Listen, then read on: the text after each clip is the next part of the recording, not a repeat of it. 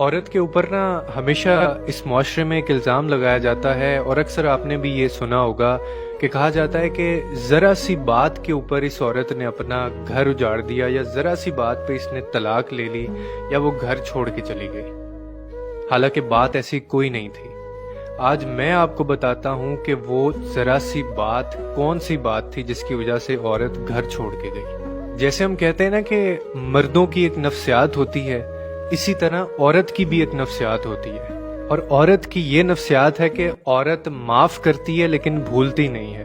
उसका मर्द फिर वही गलती करता है, वो फिर माफ करती है लेकिन भूलती नहीं है। वो फिर माफ कर देती है लेकिन भूलती नहीं है। अब इसमें एक चीज जो कॉमन है कि वो भूलती नहीं है, और हम इस चीज को टेक फॉर ग्रांटेड ले रहे होते हैं कि अगर उसने आगे से हमें माफ कर दिया है तो इसका मतलब है कि हम वो गलती दोबारा कर सकते हैं। हालांकि वो पुरानी गलती भूली नहीं होती, क्योंकि उसकी नफ्सियात है, माफ करेगी भूलेगी नहीं, माफ करेगी भूलेगी नहीं।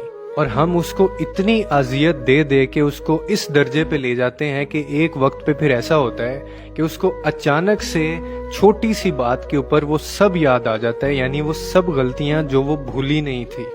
और फिर वो वक्त होता है कि वो उस वक्त फैसला लेती है, वो घर उजाड़ देती है, घर छोड़ के चली जाती है, या फिर कोई ऐसा कदम उठाती है जो सारी जिंदगी उसको भुगतना पड़ता है। और ये एकदम से शुरू नहीं होता।